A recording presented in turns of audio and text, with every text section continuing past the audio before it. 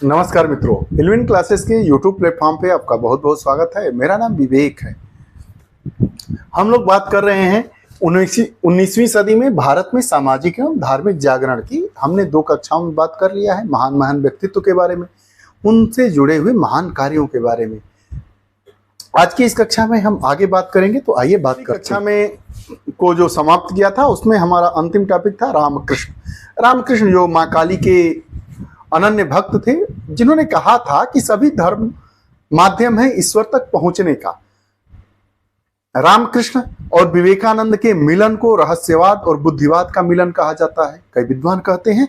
तो बात खत्म हुई रामकृष्ण पर और प्रारंभ हुई विवेकानंद से। तो आज हमारी जो कक्षा है वो विवेकानंद से प्रारंभ होती है। विवेकानंद 1863 में जन्म लेते हैं और 1902 में इनकी मृत्यु होती है। इनका जन्म 12 जनवरी 1863 को हुआ था। 12 जनवरी को राष्ट्रीय युवा दिवस भी मनाया जाता है। वह फ्रांस की क्रांति, नेपोलियन के जीवन और ईसा मसीह के जीवन से प्रभावित थे। ऐसा नहीं है कि वह सनातन धर्म को मानने वाले थे, हिंदू धर्म को मानने वाले थे, तो वह किसी और धर्म से प्रेरित नहीं थे, उन्होंने प्रेरणा नहीं ली। आप साफ देख रहे हैं कि वह ईसा मसीह के जीवन से प्रभावित थे, फ्रांस की क्रांति से प्रभावित थे, नेपोलियन के जीवन से प्रभावित थे। अगर आपको महान बनना है, अगर आपको सीखना है, तो व्यक्ति का जीवन वृतांत होता है। महान व्यक्तियों का जो जीवन वृतांत होता है, आत्मकथा जिसको हम कह सकते हैं, उसको पढ़िए, उसको सीखिए, कैसे लोग महान बने। अग्नि की उड़ान पढ़िए, आपको मजा आएगा, आपको सीखने को मिलेगा। एपीजे अब्दुल कलाम की आत्मकथा है, नेपोलियन की आत्मकथा पढ़िए, अटल बिहारी वाजपेयी की आत्मकथा पढ़िए, जयप्रकाश नारायण की आत्मकथा पढ़िए, अंबेडकर की आत्मकथा पढ़िए। पढ़िए तो पढ़ेंगे तो अमूल चूल परिवर्तन होगा। अगर आप किसी व्यक्ति की आत्मकथा पढ़ते हैं तो उसके जीवन के 50 से 60 वर्षों का जो संघर्ष होता है उसको आप 10 से 15 दिनों में सीख सकते हैं। और अगर आपको आगे बढ़ना है तो आपको व्यक्ति के जीवन से जुड़े हुए वृतांत को पढ़ना चाहिए और उससे सीखना चाहिए। आगे बढ़ने का मात्र और अपने जीवन को बदलने का एकमात्र रास्ता क्या है? शिक्षा। और शिक्षा किससे मिलेगी? पुस्तकों से मिलेगी, अच्छी पुस्तकों से। पुस्तकों में नहीं, अच्छी पुस्तकों से मिलेगी। और अच्छी पुस्तकें क्या होती है? तो अच्छी पुस्तकों की श्रेणी में सबसे पहला नंबर हमारे अनुसार आता है महत्वपूर्ण व्यक्तियों के, महान व्यक्तियों के जीवन वृतांत से। इसीलिए तो भारत का महान व्यक्तित्व, भारत की महान विभूतियां हम लोगों को पढ़ाई जाती है प्राइमरी सेक्शन से ही। क्यों? क्योंकि हम उनके जीवन से सीखें। खैर, बात करते हैं विवेकानंद। विवेकानंद जन्म 12 जनवरी 1863 को कलकत्ता में था, कलकत्ता में हुआ। ये फ्रांस की क्रांति, नेपोलियन के जीवन और ईसा मसीह के जीवन से अत्यधिक प्रभावित थे। नवंबर 1830 में रामकृष्ण से उनकी प्रथम भेंट हुई। इसी भेंट को तो कहा जाता है रहस्यवाद और बुद्धिवाद का मिलन। रहस्यवाद और बुद्धिवाद का मिलन कब हुआ? 1830 में, जब स्वामी विवेकानंद की मुलाकात रामकृष्ण से होती है। रामकृष्ण जो माँ काली के अनन्य भक्त थे। 1893 में इन्होंने शिकागो में हो रहे सर्वधर्म सम्मेलन में भाग लिया। 1897 में अपने गुरु के नाम पर रामकृष्ण मिशन की स्थापना की। रामकृष्ण मिशन से पढ़े मिले। अब समझिए, रामकृष्ण जो क्या थे? पढ़े लिखे ही नहीं थे, जो पढ़े लिखे ही नहीं थे, संत थे। अगर इतिहासकार कहते हैं कि अगर रामकृष्ण यूरोप में जन्मे होते तो लोग उनको पागल, मानसिक रूप से विकृत समझकर किसी पागल खाने में जमा कर देते, भर देते। लेकिन हमारे भारत की ऐसी परंपरा रही है कि संत चाहे पढ़ा हो चाहे नहीं पढ़ा हो, अगर वह संत है, धर्म को मानने वाला है, अच्छे रास्ते पर चल रहा है, तो उससे सीखकर विवेकानंद जैसे लोग भी पैदा हो सकते हैं। रामकृष्ण तो अनपढ़ थे लेकिन संत थे। मुलाकात होती है, उसी मुलाकात को तो रहस्यवाद और बुद्धिवाद का मिलन कहते हैं। जब 1897 में रामकृष्ण मिशन की स्थापना इन्होंने की। आगे उन्होंने वेदांत के प्रचार और सर्वधर्म की एकता में विश्वास व्यक्त किया। वेदांत के आधार पर धर्म एवं अध्यात्मकता को सर्वोच्च स्थान दिया। वे अध्यात्मकता को राष्ट्र का मेरुदंड मानते थे। कहते थे कि अध्यात्मकता नहीं है तो राष्ट्र का मेरुदंड ही नहीं है। मेरुदंड मतलब हमारे शरीर को खड़ा रखने वाला, सीधा रखने वाला, जीवन देने वाली हड्डी। स्वामी दयानंद और आर्य समाज का। 1824 से 1883 तक इनका जीवन काल रहा। जन्म गुजरात के टंकारा नामक स्थान पर 1824 में होता है स्वामी दयानंद जी का। बचपन का नाम मूल शंकर था। प्रश्न पूछा जाता है कि धोधू पंत किसका नाम था? आप कमेंट में बताइएगा, प्रश्न पूछे जाते हैं। वैसे ही मूल शंकर किसका नाम था? तो मूल शंकर स्वामी दयानंद का नाम था। उन्होंने स्वामी पूर्णानंद से सन्यास की दीक्षा ली और दयानंद कहलाए।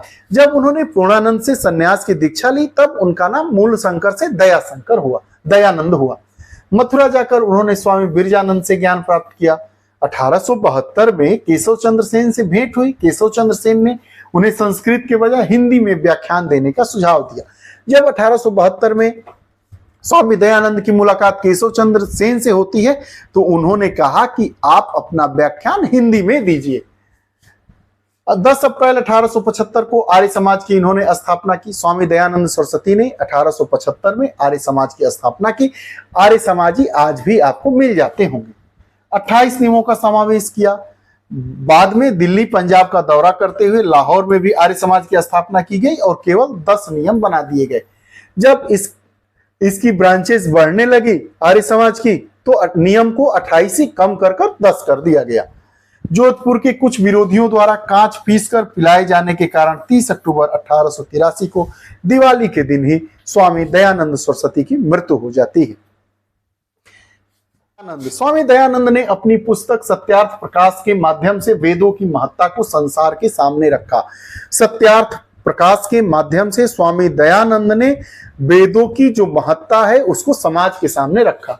1867 में हरिद्वार कुंभ के अवसर पर पाखंड खंडिनी पताका फहराकर अपने जीवन का उद्देश्य स्पष्ट किया। निराकार परमेश्वर की सत्ता को महत्व दिया। अंधविश्वास को हटाने के लिए शिक्षा पर बल दिया। निराकार परमेश्वर, ऐसा ईश्वर जिसका कोई आकार ही नहीं है, इसकी सत्ता पर इन्होंने विशेष बल दिया। शिक्षा के क्षेत्र में स्वामी दयानंद एवं अनुयायियों लाला हंसराज, स्वामी श्रद्धानंद का महत्वपूर्ण योगदान है। लाला हंसराज ने डीएवी स्कूल कॉलेजों की स्थापना की। स्वामी दयानंद सरस्वती के ही अनुयायी थे जिनका नाम लाला हंसराज था। इन्होंने डीएवी स्कूल की स्थापना की पाश्चात्य शिक्षा पद्धति के आधार पर। स्वामी श्रद्धानंद ने प्राचीन भारतीय शिक्षा पद्धति के आधार पर गुरुकुलों और पाठशालाओं की स्थापना की।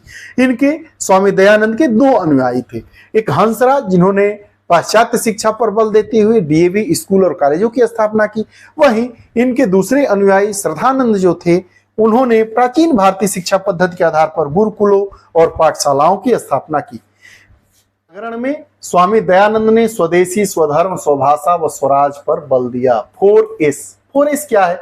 स्वदेशी, स्वधर्म, स्वभाषा और स्वराज। स्वदेशी, स्वधर्म, स्वभाषा, स्वराज मतलब सब कुछ अपना हो, स्वधर्म हो, खुद का धर्म हो, स्वभाषा हो, अपनी भाषा हो और स्वराज हो, अपना राज हो। इस पर स्वामी दयानंद ने बल दिया। दयानंद पहले व्यक्ति थे जिन्होंने भारतीयता का नारा लगाया, ऐसा एनी बेसेंट कहती हैं।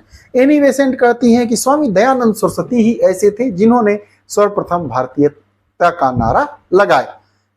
अब आगे हम बात करेंगे ज्योतिबा फूले की। ज्योतिबा फूले जन्म 1827 से 1890 तक। ज्योतिबाराव गोविंदराव फूले का जन्म माली परिवार में हुआ था। इनके पूर्वज पेशवाओं को पुष्प फूल मालाएं भेजते थे, अतः इन्हें फूले कहा गया। ज्योतिबा फूले फूले के पीछे की कहानी क्या थी? इनका जन्म माली परिवार में हुआ था। पेशवाओं को फूल माला भेंट करते थे, इसलिए इनको फूले कहा गया। वैसे इनका नाम ज्योतिबाराव गोविंदराव था। वह शिवाजी और जॉर्ज वाशिंगटन के जीवन से प्रेरित थे। देखिए, जितने महान व्यक्तित्व आज तक हुए हैं, जिनको हम पढ़ते हैं, जिनके जीवन से हम सीखते हैं, वह किसी न किसी के जीवन से प्रभावित होकर ही ऐसा सुंदर कदम उठाए हैं।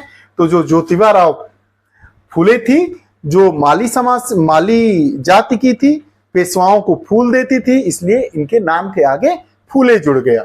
वह शिवाजी और जॉर्ज वाशिंगटन के जीवन से प्रेरित थी। थॉमस पेन की राइट्स ऑफ मैन पुस्तक पढ़ी। इन्होंने राइट्स ऑफ मैन मतलब व्यक्तियों के अधिकार क्या होते हैं, वह किताब इन्होंने पढ़ी। पिछड़ी जातियों में जागृति लाने के प्रयत्न किए। नारी शिक्षा को बढ़ावा देने के लिए 1851 में पूना में एक कन्या विद्यालय खोला। 1857 में सत्यशोधक समाज की स्थापना की। सत्यशोधक समाज की स्थापना वर्ष 1857 में ज्योतिबा फुले के द्वारा की गई। 1872 में एक किताब गुलामगिरी लिखी। इन्होंने कौन सी किताब लिखी? गुलामगिरी।